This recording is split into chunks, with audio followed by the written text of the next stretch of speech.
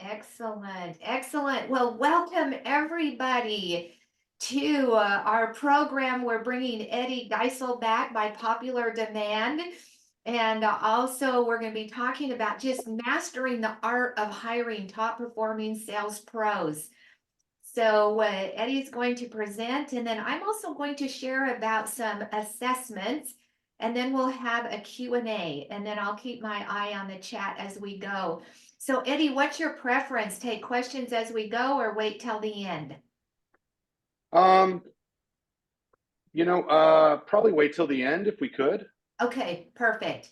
Okay, well, welcome everybody. And so Eddie, it's all yours. Thank you. And thanks everybody for joining today. I know everybody's busy. The last session, we talked a lot about sales leadership and how to create value selling processes and metrics, ways to be able to gauge performance. And there was a lot of interest in that conversation around how to properly hire the right sales talent. And from my experience, and I've got quite a bit of experience doing this, it is a challenge to find the right people. So I'm going to queue up a presentation real quick and we'll get started. Can everybody see the screen?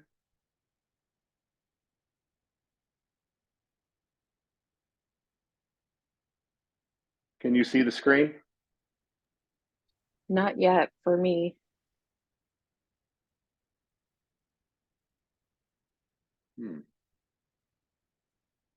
Yeah, we can't see it, Eddie. I can see Erica though.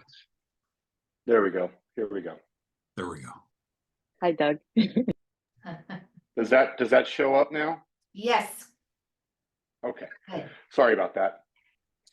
So as Connie said, we're going to talk about hiring top global sales talent today. And we're going to talk about hiring talent based on the value selling process that we touched on in the last Globinar. And in that process, there was a big focus on selling the way that customers buy, rather than going out and pushing sales or going out and doing a lot of features and benefits selling. We're going to talk about hiring talent that actually can build strong, lasting relationships and can do that with empathy and actually get sales across the finish line. So before we get into that, though, I wanted to address the actual cost of hiring a bad sales professional. And this number is shocking to me. 2 to 7 times the salary of the person generally is what the cost of hiring a bad sales professional is. And you might say, well, why would it be any more than their salary? If we hire them and they don't work out, we can just get somebody else in the role. But what you have to take into consideration is all the other tertiary impacts to your business. Your missed quotas for the time that sales professional was working, decrease in revenue and net profit. Obviously, if they're not performing really well, your revenue and your profit are probably being impacted. High turnover, and we're going to talk about the cost of turnover here in a second, but high turnover not only costs you, but oftentimes those sales professionals that leave your business go to a competitor and they take with them company secrets that you don't want them to take with them. So it's always good to keep good people within your organization. A decrease in team morale. Very common if there's a bad apple on the team that's not performing, not pulling their weight, that it can bring down the morale of the whole team.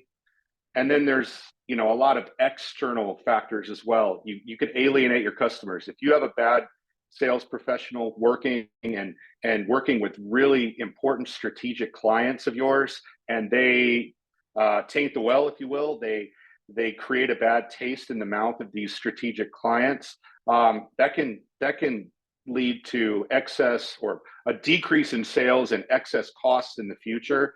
And that number can be huge. Lost referrals, obviously, wasted expenses. So the expense not only of their salary, but the expense of hiring a new person and finding good talent actually costs 3 to 4 times more than actually keeping good talent. And then obviously we talked about this before, the competition can take your talent. So I thought this was really interesting. In Silicon Valley, and this was by Forbes in 2021, in Silicon Valley, companies lose over 25% of their sales force per month. And that's people job hopping from place to place. There's a lot of reasons for that. But the cost of that, of losing 25% of your sales force, whether it's in Silicon Valley or anywhere, the cost of that is roughly 50% increase in selling costs and a drop in revenue of around 20%. So for every point of attrition that you have, it's going to hit your costs and it's going to also ding your revenue. So why do we get the wrong people for the job? There's common issues that we're going to talk about now and later on in this presentation. Connie's going to talk about as well. But there's some common things that we do when we're looking for sales talent that we could improve on. Number one, often the job description is poorly defined. And you can get templates for sales professional job descriptions online, and usually it's all about, driving sales, going out there and doing a lot of sales calls and, being a really good speaker, which is that is important. But oftentimes the job description doesn't tie back to any purpose. And when there's no tie back to the company's purpose, the people that are going to be looking for these jobs, they don't feel a connection. And if they don't feel a connection, they may not apply, and they may not give everything they can through the interview process. So you really need to spend a lot of time to define the job and define not just the hard skills, but the soft skills you're looking for as well, which we're going to talk about soon. Another issue is falling for the spiel in the interview. And if you've hired salespeople before, you've had that one or two people that come in and they just knock it out of the park. They're smooth and they have an answer to every question. And you're thinking, wow, this person's a great speaker. And they talk about all of their past wins, and then you bring them in to the organization and they just are completely different. They are not that same person that was in the interview with you. So what we need to do is create interview tactics and assessment tools that can really gauge what we're looking for in the sales professional. The interview is important, and what they say and do in the interview is very important, but don't fall for the spiel, because people can make their resumes sound as good as they want. And oftentimes people can present that really well. That doesn't necessarily mean they're going to be really good in a professional sales role. The next is undervaluing industry experience. I used to work in the mining technology field, and in mining technology, technology as a whole, you get a lot of people from Silicon Valley that know a lot about software, and they know a lot about the different sales models for software selling. And what we found was those people, if they didn't have experience in the mining sector, really understanding the domain, they often or usually failed in meeting expectations. And the reason for that is they didn't have an understanding of what really drives decisions within mining technology, and what are the issues that the people that are going to be buying are experiencing, and really understanding the domain. And so they were just going in and selling features and benefits, which is not an effective way of selling. The next is subpar onboarding and training programs. So you find that perfect candidate and you're ready to bring them on board, and they're excited because you've got a really good job description, and you've gotten them excited through the interview process, and so you're ready to bring them on board, and then they want to be trained, and the onboarding that they get is subpar. They don't get product training. They don't understand the processes. If that happens, you can kill morale right at the get-go. So you have to have very good onboarding methodology, as well as a training program or training programs that are going to give them the tools to succeed. And the only way you can do that is by really understanding your own business and what the customers need to see. It's not so much what you want to show, it's what the customers need to see. So tailoring your training programs around that's really important. And then Connie's going to get into this later, but non-sales specific assessments, right? So if their resume is great, they interview well, but you want to be able to gauge the soft skills, right? The things that actually make them potentially really good salespeople. There are assessments available that you can use to really go behind the scenes, go behind the curtain, if you will, and understand people's motivation, reluctance, drive, and many other things. So Connie's going to get into that a little later, but a lot of times when companies are hiring sales professionals, they don't use these tools, and then they get surprised later when they bring in somebody that's not what they thought. So everybody talks about sales skills. What should we look for in a professional salesperson? And obviously communication is important. We're going to talk about that. And obviously, driving the sales that you need is important. But how do you do that? And that's where some of these other soft skills come in. And we're going to go over a few of them right now. So self-motivation and drive. Most sales forces are dispersed. So the manager doesn't have, you don't go into the office and see your sales team every day. There's no way for you to be involved in everything that they do. And it's not a good idea as a sales leader to be involved in everything that your sales team does anyway. Micromanaging doesn't work. So you need somebody who's self-motivated. They don't need a boss to tell them to get up in the morning and go see clients.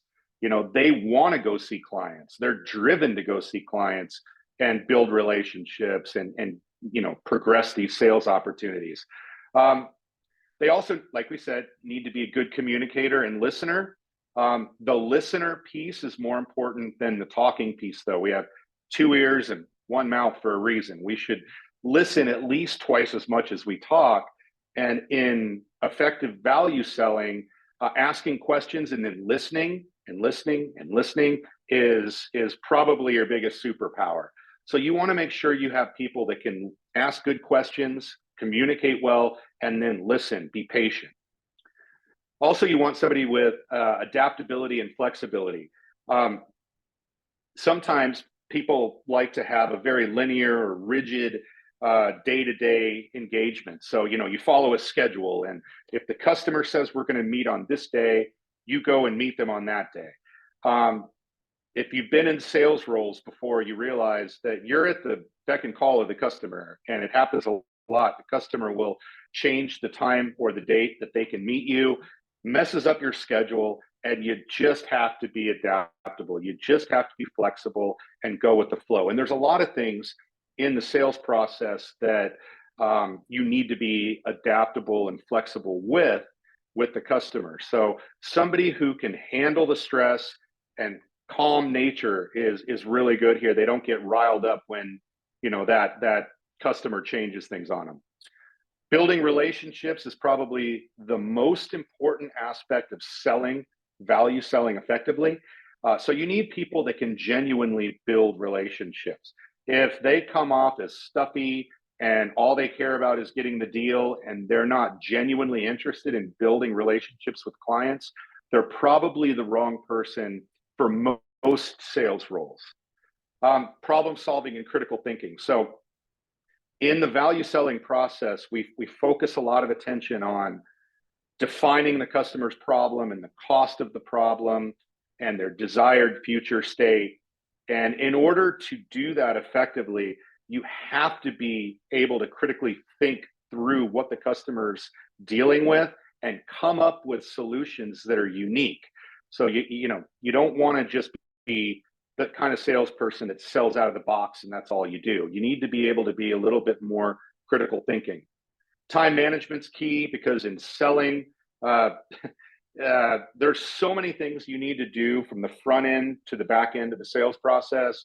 Lots of paperwork and proposals, and it's daunting when you look at how much really good sales professionals need to do. So there needs to be proven time management with the people that you hire, and you also need to help them with time management. So we're going to get into this in a bit, but you need to be flexible with your sales team as well, so they don't feel excess stress around managing what it is they have to do. We talked about being target driven. Obviously, we want them to sell. Established resilience kind of goes with that adaptability and flexibility, but they need to be able to face failure and do it with a smile and keep going, because it doesn't matter what you're selling, whether you're selling retail products or whether you're selling very large capital products that are worth millions and millions of dollars. You're going to be told no a lot, and you're also going to be challenged a lot on maybe your value proposition or your pricing or whatever it is that you're presenting. So you have to be able to just let that slide and stay in the game. So this is a real important skill. And then the last is coachability. And coachability is what I'm looking for with coachability is, will the person be vulnerable? And the salesperson, will they realize where their gaps are? And will they work to improve whatever that is? And I work real closely with all of my sales teams. We get into a cadence, whether it's weekly or bi-weekly, and we go through opportunities and I coach them through certain things they can do. So they need to be coachable. Otherwise, and often you'll see some people that have been in sales for many, many years. They don't want to listen to what anybody tells them. And to me, that's a red flag, because every industry and every product has nuance that needs to be learned. And the way that those products and services are sold need to be understood. So somebody needs to be coachable, I strongly believe. So with that said, what separates an average sales professional from one that's great? And I'm going to go through a few of the things that I believe very strongly separate average salespeople from the great ones. And the very first thing, and I kind of alluded to this earlier, is genuine curiosity. When you go into a client's office and you've done your research, you have an understanding of their business, you've thought about critically about what problems they may have, and you've created questions to dig into those, and you go in there and you're very genuine in your approach, you really want to understand them, it oftentimes instantly build rapport and instantly start the building of that relationship. And people really appreciate genuine curiosity. You probably notice this in conversations, just generally when you're talking to friends and family. If people are like, oh wow, that's really interesting, tell me about this, they're really curious, you feel a connection and it goes really well. It's the same in selling. So having a genuine curiosity about the customer, their problems, how those problems can be solved is really, really important.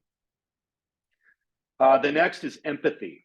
So in value selling, you absolutely have to understand the problem intimately that person has, and the implications of that problem or problems on them and their business.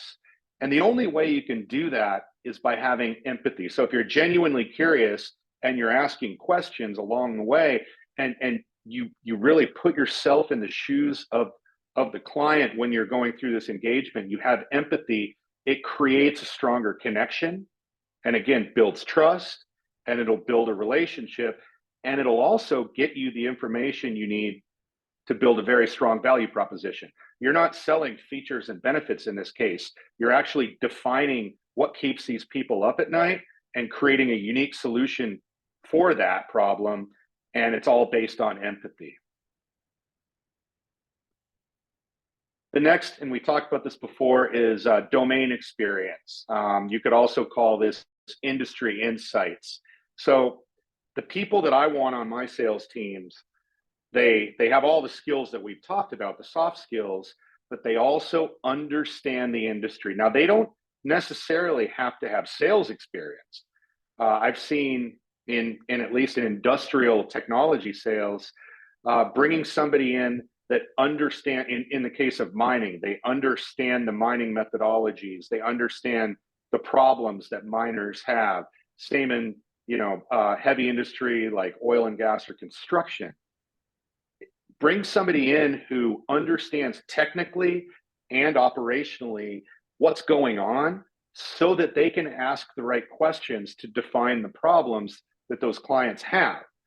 If you bring somebody in that's this polished sales professional that doesn't understand the industry, they can't create the right questions and ask the right questions to get the information they need to build a value proposition.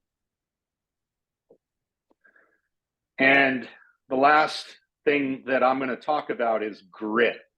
Grit, I've seen a lot of different acronyms or descriptions of what grit is: guts, resilience, initiative, tenacity.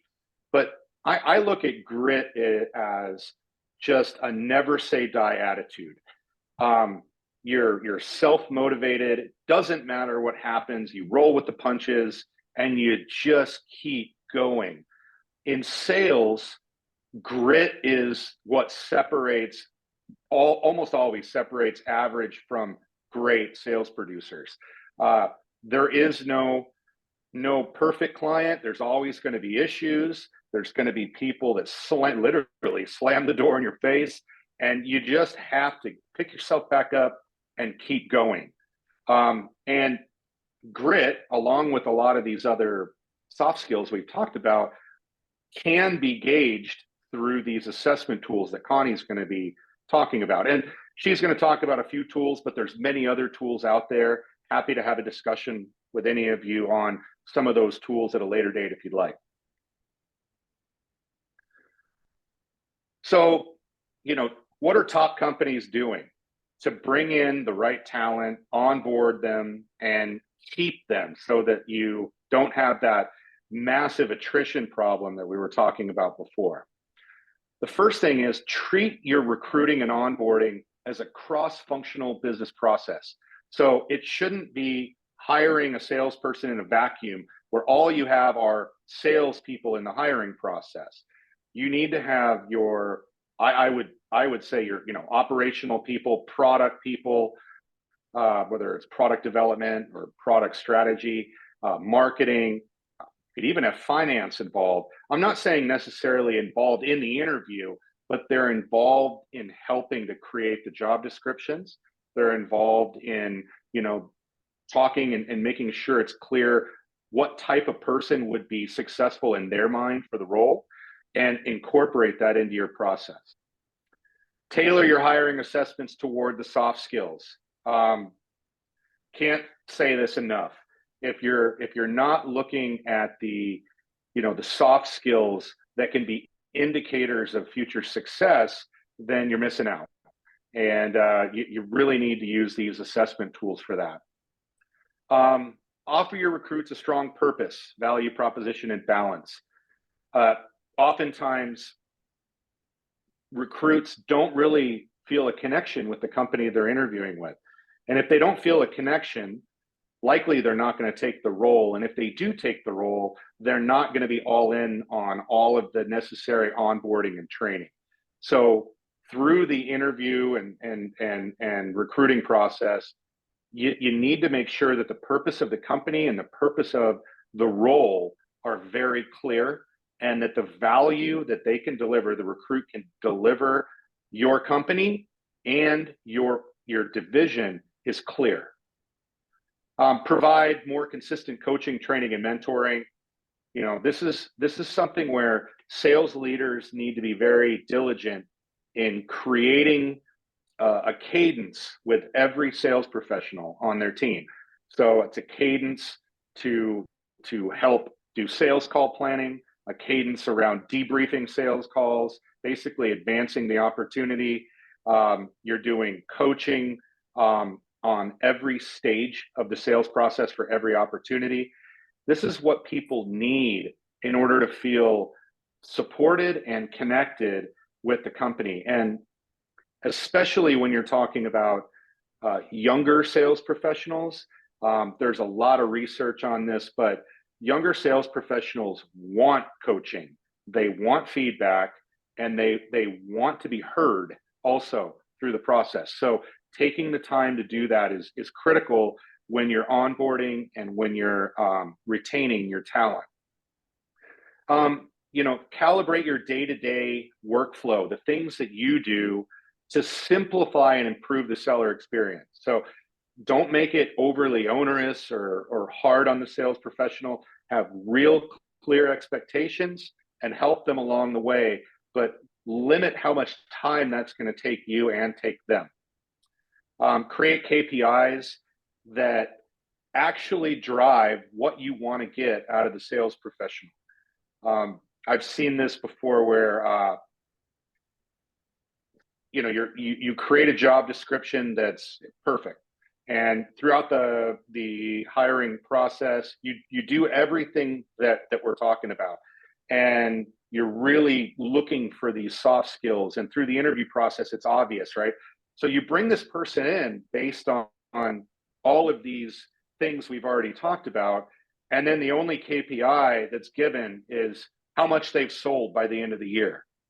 So that's counterproductive, because you're saying you need them to do all of these things through the value selling process that their skills align them to do, and then you're only looking at what their end sales are.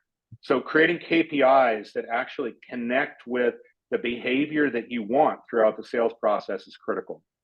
And it goes without saying, but ensure that everybody that you bring into your company, every sales professional and really everybody, they understand what the career path is, where can they grow.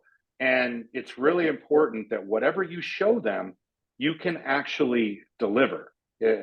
Nothing worse than promising career growth and promising opportunities and then not giving them to people. So these are things that need to be figured out internally with your leadership team before you try to hire anybody for any role, so that you can make sure that you can actually deliver what it is that you sell them.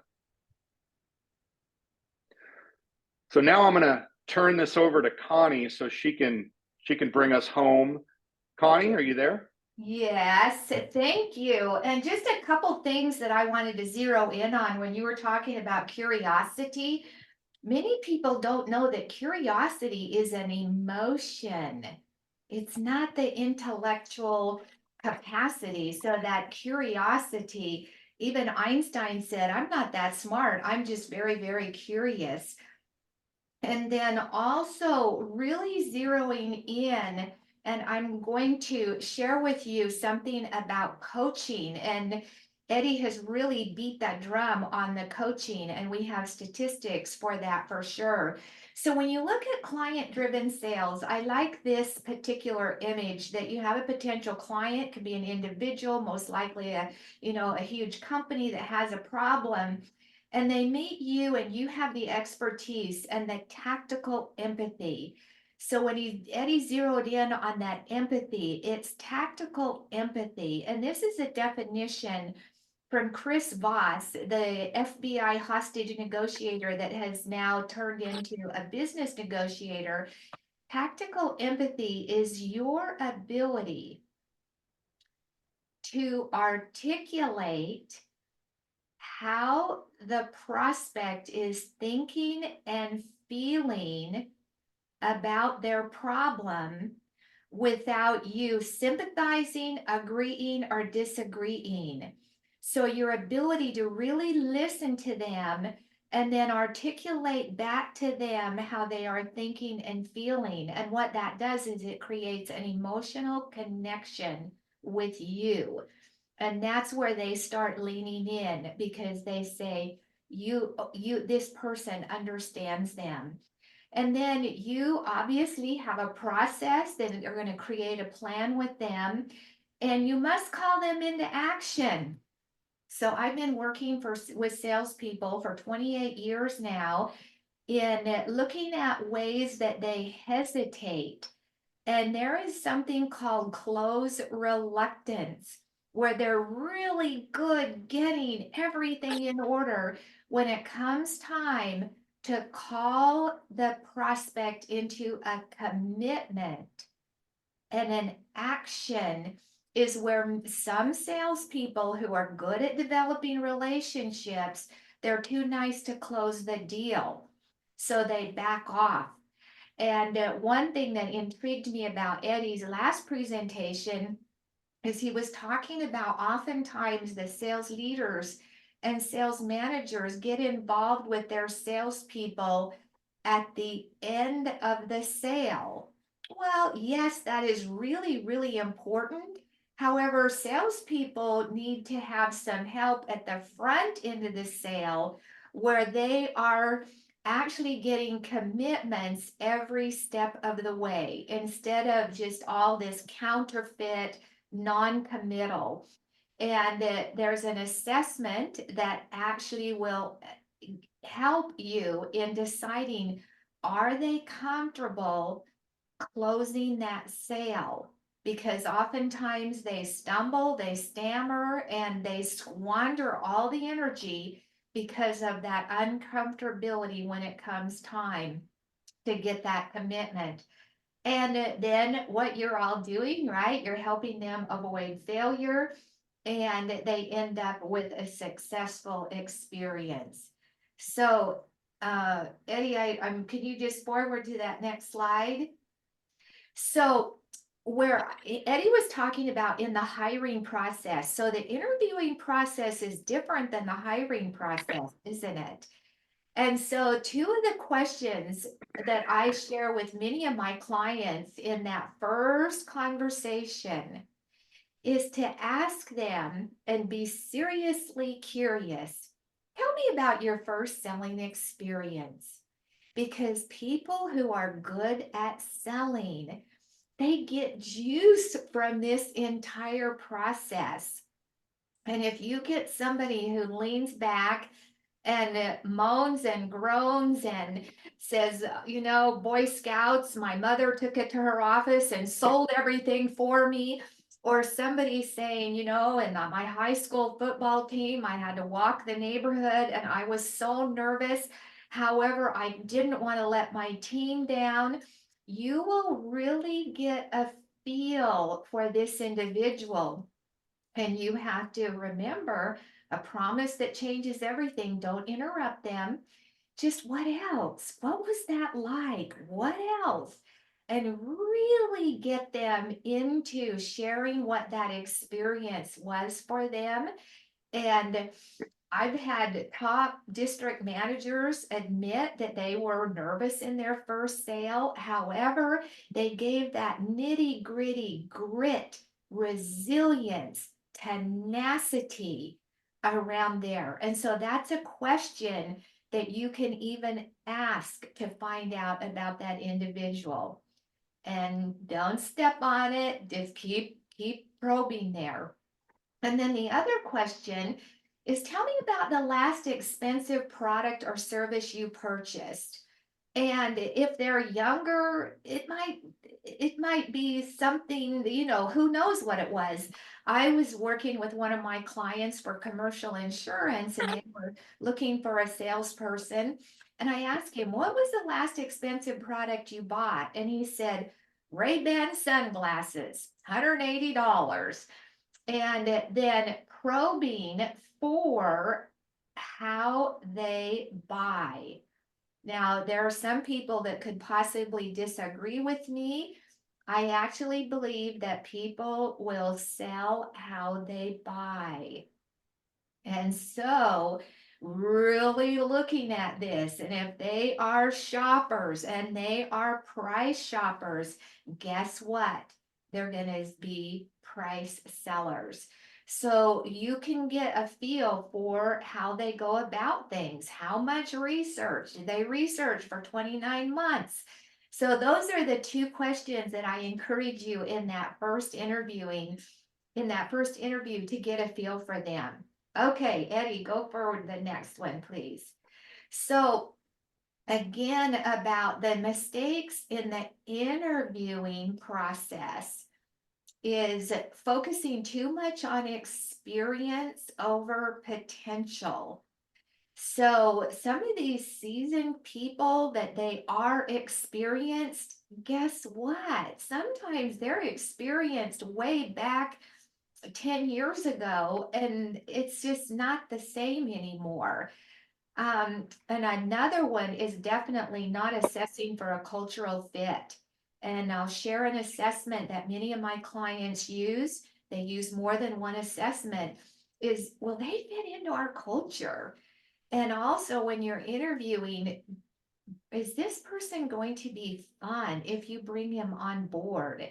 Or are you just kind of like already they're talking too much and you just want to yawn and move them on? And so really assess for that cultural fit. And I encourage clients to, as before they start assessing with a lot of other assessments, when do they fit into your culture? And Eddie has already really talked about this, underestimating those soft skills and that ability to build relationships. And also, as they know that they're building the relationship in order to continue that process, because sometimes people are just building relationships, making friends along the way, but they don't get a friendship bonus. So do they have that ability to move that relationship forward? And then the lack of a structured interview process where they just have just kind of scattered and they're not asking people the same type of questions, etc. So go ahead with that next slide. And overselling the position. So you get a good salesperson that has moved into management and they're overselling the position. And just like Eddie said, a lot of these people are very skilled. And then so they'll just start selling into whatever that is. And the assessment that I sell measures for embellishment and choosing answers believed to be most desirable. And so we can tell that somebody may be overselling instead of having a real behavioral type of an interview with their candidates. We already talked about ignoring the difference between resilience and grit and zeroing in on that, overvaluing the technical skills or the product knowledge. Sometimes when you get people that are just really over the top on that, they're answering questions the prospect is not even asking because they have those skills. And they're they're confusing the prospect also. And then skipping practical assessments and role plays. I work with people in the recruiting industry, and yes, they have role plays. They have people. I don't agree with the role play of, hey, sell me this pencil. I mean, I've had people do that too. But to be able to have really appropriate role plays in your interview process, and the neglecting to discuss failure. And Eddie zeroed in on that. So all salespeople, I mean, I've had where I want to go run, hide under the table sometimes when I've embarrassed myself, and talking to them about, instead of what are you good at, having them highlight, tell me about a time that everything just went south, and assess for them taking responsibility opposed to being a victim. That's where you can really assess for some of those soft skills. Are they willing to take responsibility? And then rushing the hiring process, sales hiring authorities are traveling and doing trade shows and all these different things. And they just want to get this over with and get somebody hired. So there is a cadence. Sometimes it can move too slow.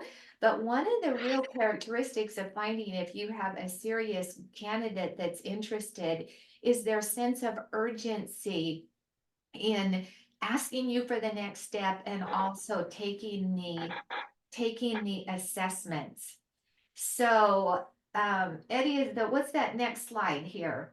And so let's move into some sales assessments. And so there are 100,000 assessments on the market, and only a handful are psychometrically calibrated. And so what does that mean? That they're measuring for what they are asking the questions about. There is an assessment out there that asks, are you afraid of fire? Well, for crying out loud, what is this leading to? And so just to be able to really zero in on what is it that is it really a proven assessment. It costs millions of dollars to psychometrically calibrate an assessment. So the culture index is one that you can explore, that many of my clients use on the front end. And when they like, oh, we're not crazy about this, then they can go ahead with another assessment. I'm familiar with the caliper. Many times the clients are using the caliper for those, really leadership skills, etc.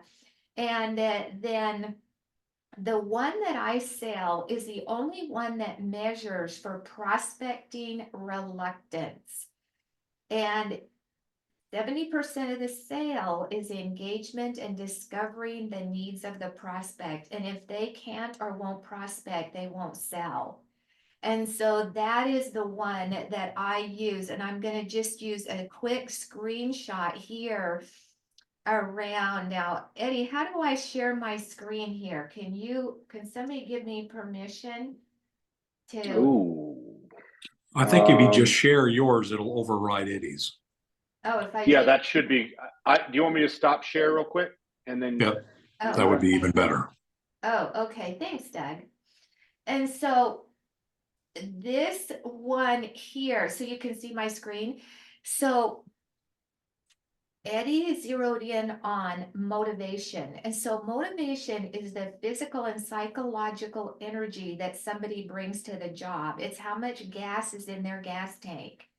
You can be the best company out there with the best everything. And if somebody doesn't have that energy to do the job, and then also measuring, are they really emotionally connected to their goals? So with that said, I also shared with you about the close reluctance. It measures how comfortable are they in that sales conversation. Are they comfortable cross-selling, selling an upgraded product and an add-on? And then the close reluctance is when it comes time to arrange payment. That's where the negotiation comes in, and that's where many times salespeople can be very uncomfortable. And if anybody wants to, I'll put my email and I'll send you a sample if you're interested in this. And then also just a quick on the sales enablement of what is 2023 is sales people are wanting to be coached. And Eddie said the younger ones, and also the assessment that I sells for coachability. Are they coachable? And so if you can see here that when a salesperson is coached, they're 40% to be more confident and 14% higher in win rates. So zeroing in on that coachability and being coached on a one-on-one basis is really, really important. So I will pause there, and then any questions that anybody has, we're happy to take those questions. Yes, Erica. Thank you very much, both of you, for this information. I found that fascinating, especially in discussing the mistakes that people are making in hiring, which I definitely see. So I'm curious, I have a two-part question. The first question would be, do you both feel or individually feel that when we are, I mean, I call me old school, but I think the submission process for people to be hired now just removes rather than allows this kind of assessment for people, because I think it focuses more on the technicality.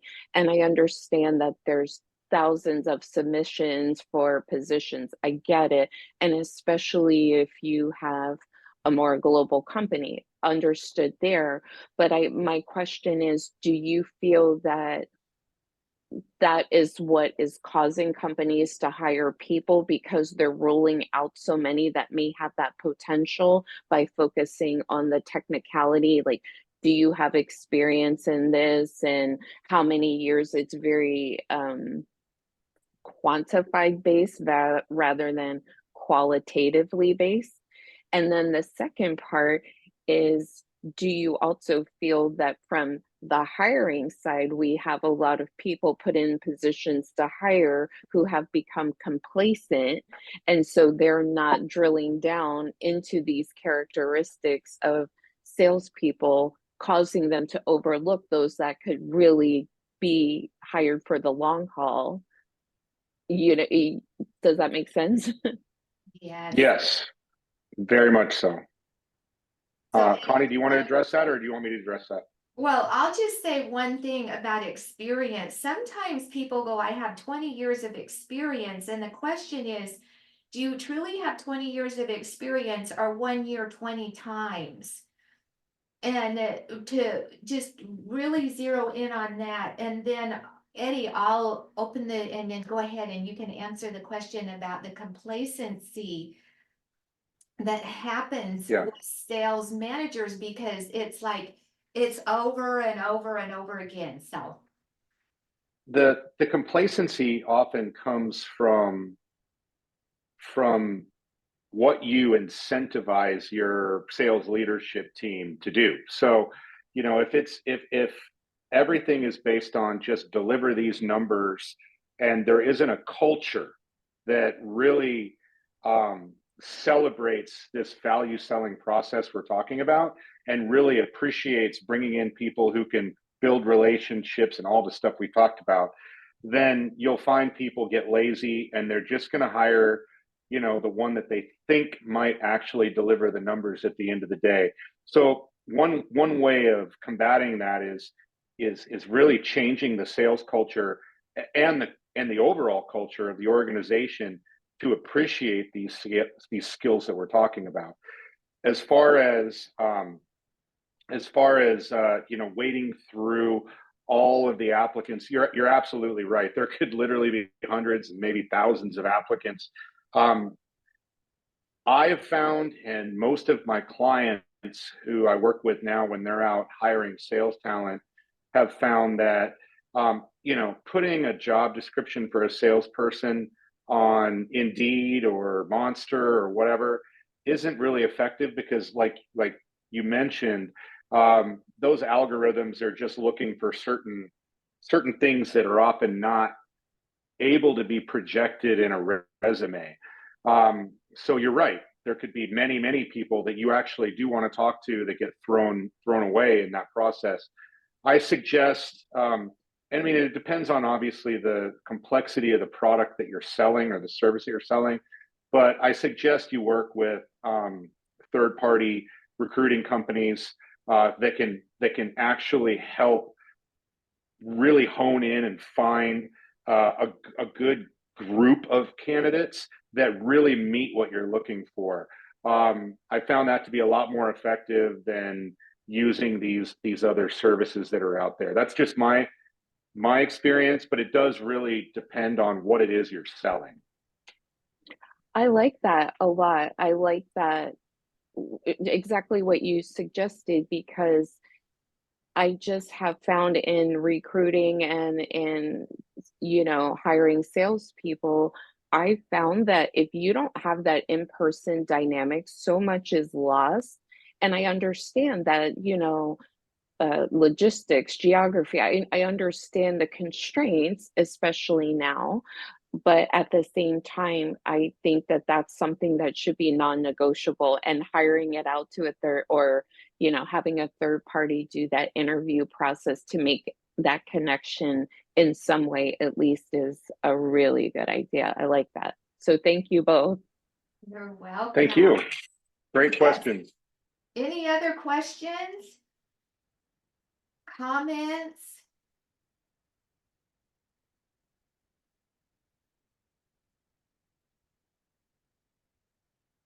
Hey, can I ask a quick question? Sure. Yeah, Erica, what kind of business are you in, and what types of products do you sell? I'm service-based and I'm in the real estate industry. And so recently I was in a position to bring people on, and over just about 20 years of being in real estate, I've seen the flaw of companies succeeding because they just want bodies and numbers. And, after and I love your interview questions that you went over, the two initial interview questions, Connie, those are brilliant, and definitely will use those. But in speaking with people, one of my first questions is, okay, here's your background. What has caused you to want to pursue a career in real estate? And the answers are over and over very similar. Oh, well, I like people and I like looking at property or houses, and somebody told me I'd be great. And it's always a funny answer because I'm like, well, great component, but there's so much more to it. It's not reality television, I promise. But anyway, so that's what I do. In looking at it, I just have seen this trend with traditional brokerages of just bringing on people without any sense of, and like you're saying, I've been in the business 10 years, 15 years, and in a lot of cases those people are liabilities because well, this is how I've always done it, and they're not keeping up with current laws and practices and all of those factors. So in coaching real estate salespeople to be productive, there's so much more to it. So this information that you have in interviewing is helpful. So thank you. You're welcome. You're welcome. And then I'm just looking at the clock here. Christopher Herring said another reason is we hire people who resemble ourselves. And, and we know that we're driven, and we just automatically think they're driven. Christopher, did you want to say anything more on that? And so thinking about the coaching component, on March 14, we're going to have another sales roundtable, creating sales champion using AI tailored approaches for peak performance. So how can you use AI to create a coaching program for your individual performers? So make a calendar on that for March 14. We're going to have Colin Scotland. He's out of Liverpool and he's a new member of the Global Chamber. And he knows how to really, really get to the nitty gritty on helping you develop those kind of programs. So with that said, Eddie, do you have any final words of wisdom? No, I really appreciated Erica's comments, because it is a very common issue in a lot of industries. Real estate is one of them. That I'm working with a real estate company in Tucson that has the same issues, and we're creating processes and lots of things that can help them. But I've seen it in medical device sales, pharmaceutical sales. Back in the day, you would hire industry experts like, maybe a doctor who retired or a nurse to go out and actually consult with doctors about real issues. And, the goal is to obviously sell a medication at some point, but the real initial goal is to build a relationship and understand them. And over the years, they got rid of that. Now they're hiring people that don't have experience in the industry. They don't understand the industry, and they're just pushing numbers.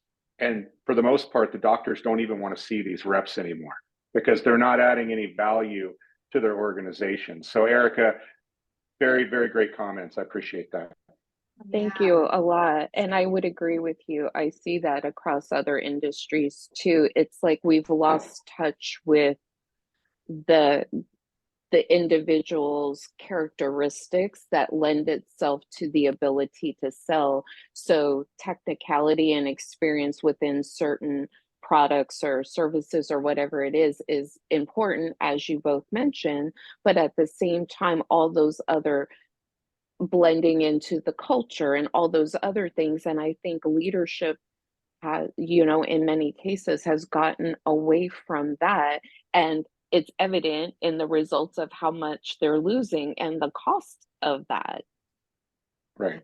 Thank you. Absolutely. Thank you. Yes. Okay. Well, we'll see you next month. And thanks, Eddie. Doug, do you have anything you want to say before we say so long?